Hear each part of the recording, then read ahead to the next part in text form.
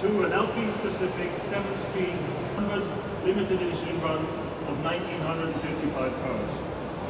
Ok, s'il vous plaît, messieurs, pour la maison. Designing a car was true to Alpine's DNA. So that meant lightweight and lots of driving power.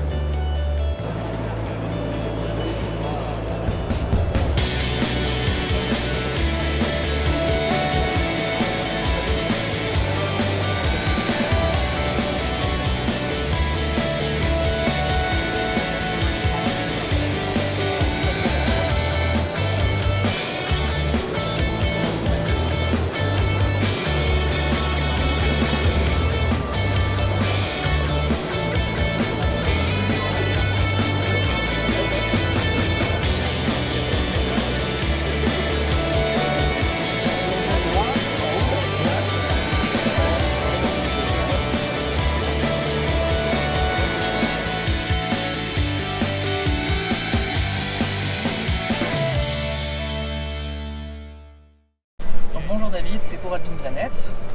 On est donc dans la première nouvelle A110, la version noire, on le voit par rapport aux contre-portes. Vous êtes l'ingénieur en chef projet. Tout à fait.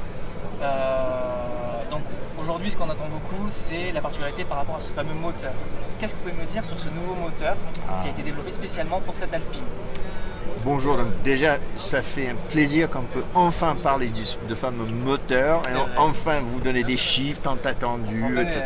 On a levé le voile sur, sur cette voiture, donc on va enfin dire les choses clairement. Plus de secret, voilà, c'est parti. Donc c'est un nouveau moteur, bloc aluminium, super compact et bien sûr super lightweight. Parce que le mot-clé quand même tout au long du développement, vous l'avez entendu ce matin probablement 1000 fois, c'est la légèreté, l'agilité, plaisir de conduire. Donc ça c'est aussi vrai pour le bloc. Donc c'est un nouveau bloc en aluminium, compact, 1,8 litres avec le dernier cri de technologie des moteurs essence, 250 chevaux, 320 Nm, et dans un engin comme ça qui pèse 1080 kg, on avait déjà fait le calcul, on est à 4,3 kg par chevaux, et on est dans la ligue des supercars. C'est ça, c'est qu'on est au niveau d'une. J'ai fait mes calculs, dans cette estimation, on est proche d'une Viper en fait, à ce niveau-là.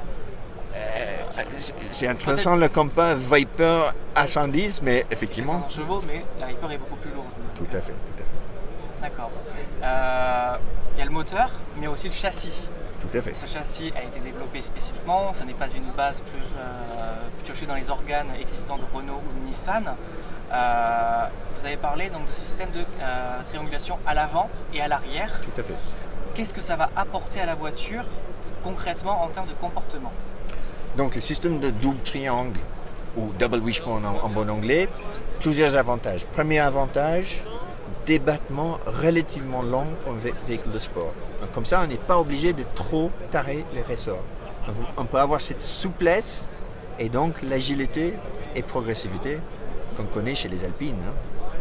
C'est ce qui fait leur légende. Ah voilà, on est dans la légende. Cette voiture dispose d'un fond plat et j'ai remarqué que la garde au sol est relativement haute. Est-ce qu'on conserve quand même tout le bénéfice du fond plat, étant donné quand même qu'on est, je sais plus, on est à combien, 18 mm du sol à peu près? Non, un peu moins, moins que ça quand même. On est plutôt 15 cm. Donc la réponse est oui. La voiture, c'est vrai qu'elle n'est pas totalement collée au sol parce qu'on veut une voiture qu'on peut utiliser tous les jours. Donc c'est pas une voiture qu'on sort juste pour une journée circuit qui va taper partout dans les dos d'âne. Donc elle a suffisamment de garde au sol pour passer partout. Mais je peux vous rassurer, on a testé l'aérodynamique de la voiture à la fois dans les ordinateurs, avec les outils les plus modernes possibles, et aussi dans les souffleries, et ça marche vraiment. Un son, une voiture, c'est quelque chose. L'Alpine doit avoir un son caractéristique. On l'a entendu pendant la démonstration. Y a-t-il un travail qui a été fait justement pour maîtriser cette sonorité? On a souvent dit que les motorisations type Renault, Mégane RS avaient une tendance un peu à sonner un peu creux du fait du type de moteur. Est-ce qu'ici vous avez réussi à créer une sorte d'âme, qu'on pourrait qualifier, pour ce moteur? On pense que oui. Après, c'est vous qui allez juger, mais je confirme, il y avait un énorme travail sur tout ce qui est échappement. C'est vrai que les moteurs modernes, sur la base, on n'a pas le chanson qu'on aime bien d'un ancien 4 cylindres avec des Weber, on est d'accord. Donc il faut faire beaucoup de travail dans le système d'échappement. Donc on a un système dit actif, ça veut dire avec un clapet piloté par le calculateur moteur qui va varier la longueur des résonateurs internes pour varier le son de l'échappement entre quelque chose qui est assez sage. Je quitte ma maison à 6 h du matin jusqu'à quelque chose un peu plus, un peu plus bruyant sur circuit. Ici, on a une version, on pourrait dire, haut de gamme, premium, de l'Alpine, très sportive. Quels sont les axes aujourd'hui d'amélioration? Où est-ce qu'on peut aller chercher encore des améliorations sur cette voiture pour créer encore l'Alpine ultime? Renault a déposé, vous avez déposé Alpine le nom Alpine AS 110. Je pense que ce n'est pas pour rien. Probablement une version plus sportive, ça ne serait peut-être pas ce nom, mais qu'est-ce qui aujourd'hui, à part plus de puissance, pourrait donner, où est-ce qu'on peut aller chercher ce gain, surtout de poids, sur cette voiture? Qu'est-ce que c'est qui peut, sans bien sûr biaiser l'âme de l'Alpine et de cette voiture? Non, on ne peut rien faire, elle est parfaite. Non. Bien sûr, on ne peut pas empêcher des ingénieurs, heureusement, dans mon équipe, d'avoir des idées. On est payé pour ça, donc il y en a un paquet des idées. Mais aujourd'hui, on parle de la première édition, on est très fiers de la voiture, on pense qu'elle va très très bien marcher.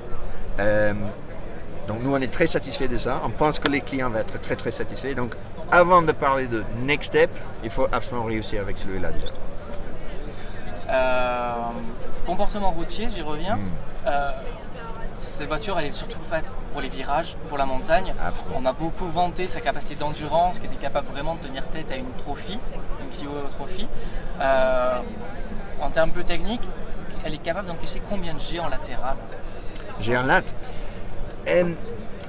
Moi, j'ai vu personnellement sur le G-meter, qu'on a ici sur le système de multimédia, 1,3. Mais en disant ça, je vais dire un truc qui va vous choquer un petit peu, on s'en fiche un peu. Ce qui est important, c'est la banane, c'est le plaisir. Et ça ne se mesure pas dans les G. Il n'y a pas d'indicateur pour ça. Absolument pas. Absolument pas. Ça, c'est juste le sourire. D'accord. Pour vous qui avez conduit cette voiture, aujourd'hui, sur circuit, qu'est-ce que c'est qui vous donne le plus... Enfin, qu'est-ce que vous pourriez me décrire sur son comportement sur circuit? Est-ce qu'elle est plutôt faite pour l'entrée en courbe? Elle est faite pour la sortie? Au contraire, c'est sa stabilité qui la caractérise? La ligne droite, certainement, elle a suffisamment de puissance, c'est pas son rôle premier, c'est parce qu'on demande à une Alpine. Aujourd'hui, qu'est-ce que c'est qui caractérise vraiment cette voiture? Sont vraiment faites pour taper dans l'entrée, aller chercher la corde. D'autres, justement, il faut attendre bien savoir son point de freinage pour attendre et réaccélérer. Qu'est-ce qui caractérise cette voiture, son comportement routier aujourd'hui? Ouais. Donc déjà, sur circuit, parlant de Longy déjà, ça va très très vite. Hein. Ça va très très vite, c'est pas le sujet, mais avec le rapport... 80 kg, c'est... Voilà, et ça freine très très très bien. Donc c'est encore un avantage du poids et le système de freinage qu'on a discuté pendant la conférence de presse. Je reviens sur les virages. Pour les Alpines, c'est les virages. Donc surtout, on cherchait quelque chose de ludique. Donc c'est deux mots-clés pour moi, c'est ludique et progressivité. La progressivité pour nous c'était très très important. Ça veut dire quand j'approche les limites d'adhérence, soit en entrée, soit à la corde, soit aux sorties, la voiture doit parler avec moi. Dire, David, t'es prêt? On va danser ensemble, on va glisser. Je suis capable de l'anticiper et revenir avec. Donc il n'y a rien qui passe brutalement comme ça. Elle est très très progressive. La voiture joue avec le pilote. D'accord. Je dois vous laisser. Une dernière question et ensuite c'est good. Ça marche. On est dans une voiture de sport, une voiture pour tous les jours. Est-ce que cette voiture a ce qu'on appelle des modes, par exemple? Tout à fait. Donc vous n'allez pas voir ça sur le caméra, mais effectivement, trois modes de conduite. Ici, on est dans le mode normal. Les amateurs de berline, ils vont être très très très contents. On voit le petit clin d'œil sur le berlinette. Appui court, je suis dans le mode sport, avec un affichage plus, on va dire, plus moderne, plus digital. Mais on a changé aussi le comportement de la voiture, le poids de la direction, la cartographie pédale, le passage des boîtes de vitesse et aussi le système de stabilité. Voilà. Stability Control, Stability, ESP. Et maintenant, appui un peu long, hop, on est en mode track. Et là, j'ai l'affichage carrément inspiré par la F1. D'accord. J'ai encore la cartographie qui change. J'ai un système de ESC qui va nous permettre de dériver un peu plus. Voilà. Et pour finir avec les modes, je peux toujours avec cette petite touche ici, découper le ESC. Dans n'importe quel mode. Et comme ça, on est tout seul comme des grands. On pilote. Super. Assez rare. C'est très rare dans ce genre de... C'est le temps de voir. On va le refaire. Donc, vous avez le mode sport actuellement. Ici, c'est le mode normal, si j'ai bien compris. Et là, le mode sport avec donc le Newtonman, la puissance. Et là, on est en mode track typé F1. Voilà. Et la seule chose qui peut après différencier, c'est si on est plus courageux, un mode ESP, un ESP désactivable. Tout à fait. Bon, je pense que je suis appelé ailleurs. Oui. Je vous remercie David, c'est un plaisir. Et à très magnifique voiture. À très Continuez bientôt. comme ça. On va appuyer sur cette bouton là ensemble. Ok? Merci.